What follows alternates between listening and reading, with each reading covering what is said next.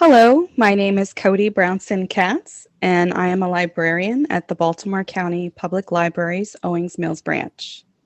My name is Shadi Wilkins L, and I'm a circulation assistant. To give you a sense of where we are in Maryland, we're located about 20 miles outside of Baltimore City. Owings Mills is one of the largest branches in our 19 branch system, and we're on the first three floors of a six-story building that we share with the Community College of Baltimore County. In normal times, we average about 300,000 visitors per year. We're still a relatively young branch, not quite 8 years old yet, and we're in a mixed-use development surrounded by retail and apartments. Because we share space with a college, we see a lot of students. We also have two high schools in our service area. Today, we're going to talk about periods. Specifically, we're going to talk about a program called the Period Action Drive. The Period Action Drive was a program held at the Owings Mills branch in 2019. This program consisted of a community donation drive for pads and tampons and a packing party where girls in grades 6 to 12 were invited to package the donations into monthly kits. The kits went to our local partners, Community Crisis Center and Prologue Inc., which both serve clients experiencing food and housing insecurity. Together, we packaged 226 kits for people in need. The catalyst for P.A.D was our participation in the Public Library Association's Inclusive Internship Initiative. This program introduces teens from diverse backgrounds to careers in libraries. It's a grant-funded, paid internship, and 50 libraries are selected to recruit teens every year. Over the course of a summer, interns work with their mentors to complete a connected learning project based on their interests and the library's goals. Sade was our summer intern in 2019, and P.A.D was her project. I served as Sade's mentor, and I'm very glad to say that Sade interviewed at the branch and has since been rehired. This was a very rewarding experience for everyone who was involved, so please check it out and consider applying. Throughout my internship, I was able to explore every aspect of libraries that interested me. My internship kicked off in Chicago, where I met other interns and mentors from across the 50 states. In the branch, I was introduced to both librarian and circulation duties. I was involved in programs for infants, adults, children, and teens. I participated in community outreach, attended board meetings, shadowed at other branches in our system, and consistently met with the struggling reader to practice reading and play literacy building games. I was asked to be a panel speaker at the 2019 Library of Congress National Book Festival in Washington, D.C. A huge part of my internship experience was my Connected Learning Project. Before I decided on the issue to focus on for my Connected Learning Project, I had three things that I was sure I wanted to accomplish. The first thing I wanted to accomplish was targeting teens and potentially increasing teen involvement in the library by creating a safe space. Second, I wanted to do something charitable and help people in need. And third, I wanted to inspire people to talk about something that they normally wouldn't. And I accomplished all three of those goals by simply starting a conversation. My biggest takeaway from my internship experience was to step out of my comfort zone because sometimes being uncomfortable means growing and learning. So Sade is very passionate about making safe spaces for teen girls and raising awareness about period poverty. So what is period poverty? It's basically inadequate access to resources and facilities needed to manage having a period. This includes products, education, washing facilities, toilets, and places to dispose of waste. Many of the statistics that I'm going to share are about cisgender women and girls, but I use the term people who menstruate because this also includes transgender men and non-binary people. Cost is the main barrier. People who are low income or experiencing food and housing insecurity are especially vulnerable. A study conducted by the St. Louis University College of Public Health and Social Justice found that 2/3 of the low-income women they interviewed could not afford period products at some point in the past year. Although pads and tampons are essential for health and hygiene, their cost is not covered by government benefits programs like WIC and SNAP. In fact, pads and tampons are actually taxed in 35 US states. Additionally, many people lack transportation to stores that sell these items in bulk at lower prices. When people have limited resources, they take care of their most basic needs first, which are food and housing. A lack of awareness about this issue and the stigma around menstruation can make it very difficult for people to access the resources they need. We've also included a link here to a calculator that you can try and see just how many thousands of dollars having a period will cost you over a lifetime. This is a really big problem. Period poverty affects 500 million women and girls around the world in any given month. There is still a perception that this isn't a problem in the United States. In 2019, the Flow Period Tracker app reported 34% of women they surveyed thought that period poverty was only a problem in developing countries. Period poverty keeps people who menstruate out of work and school. A survey by P.A.D and Thinks found that 1 in 5 teens in the United States struggled to afford period products, and more than 84% of teens said that they either miss class or they know someone who has because of a lack of access to products. Only 4 states have legislation requiring schools to provide free period products to students, although bills have been introduced in a dozen more states, including Maryland and Delaware. In addition to the lack of access to products, there are general feelings of shame, embarrassment, and self-consciousness about periods. Thinks and Period.org reported that 71% of teens feel self-conscious on their period, and 80% feel that there's a negative association with periods. An inability to afford sanitary products forces people who menstruate to use materials available to them, such as rags and toilet paper.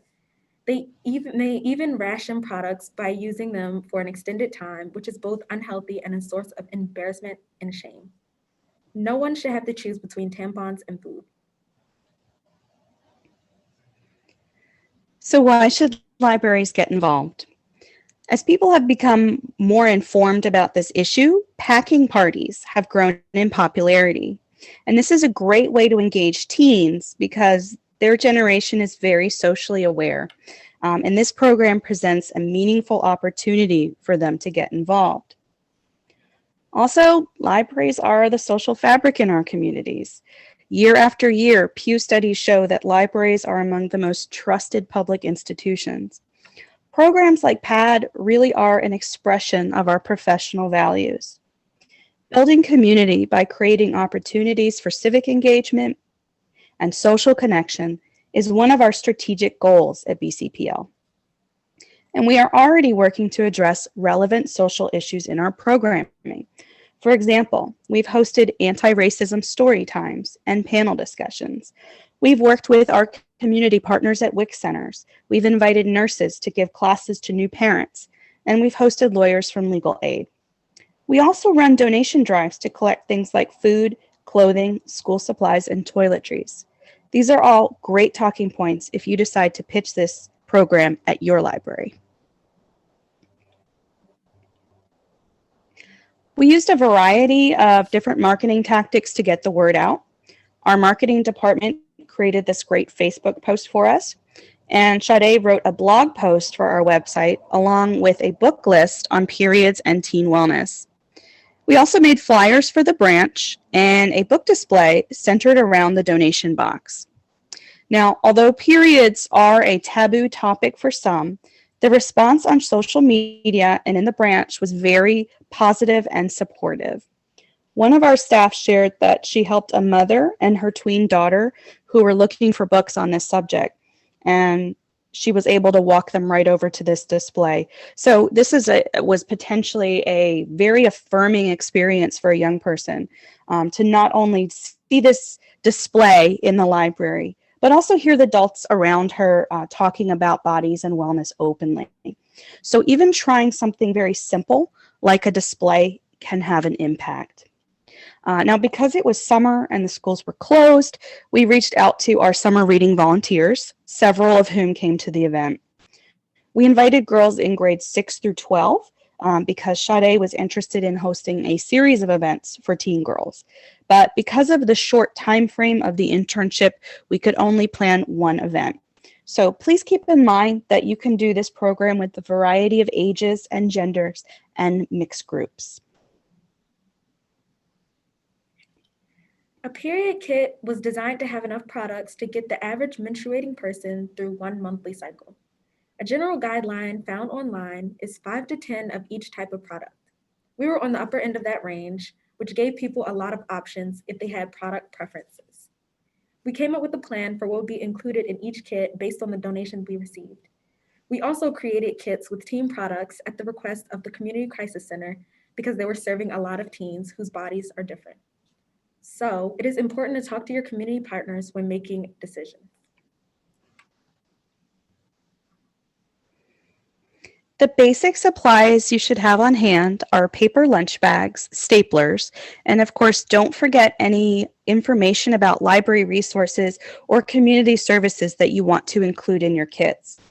Students are always looking for service learning hours and volunteer experience for college applications, so make sure you have that documentation ready for them.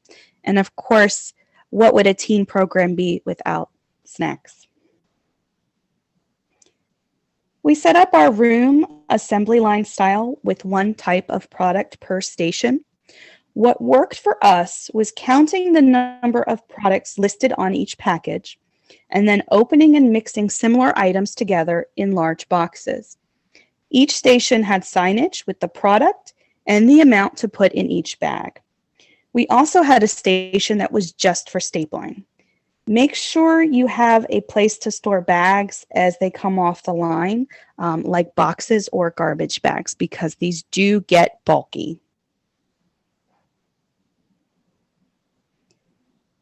So through this pilot program, we were able to deepen connections with some of our teen and tween volunteers and engage them on an issue that's relevant to their own lives. They responded to a post-program survey that they would like to attend this type of program again, and many of the comments reflect their satisfaction with serving their community. So below you see comments like, they like serving their community for a good cause, helping people in need, and interacting with others and sharing their own experiences. It's our job as library staff to create these kinds of meaningful opportunities for teens. We also strengthened our relationship with Community Crisis Center. The director of the organization shared with us that Sade's program actually changed the way they were distributing menstrual products. Instead of choosing pads or tampons as one of their limited monthly items from a list of hygiene supplies, clients could just pick up a bag on their own in the office.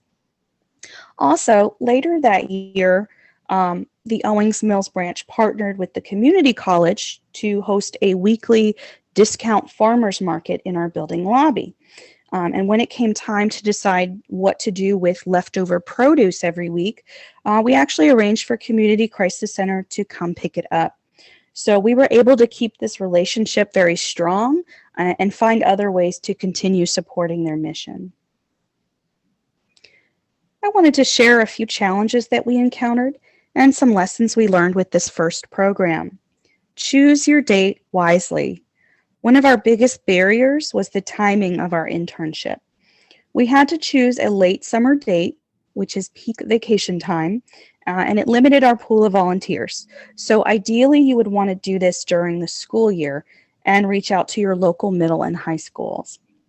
Another challenge was that we wanted to make it easy to donate, but we also didn't want to risk donor fatigue, which is overwhelming customers with too many requests for donations.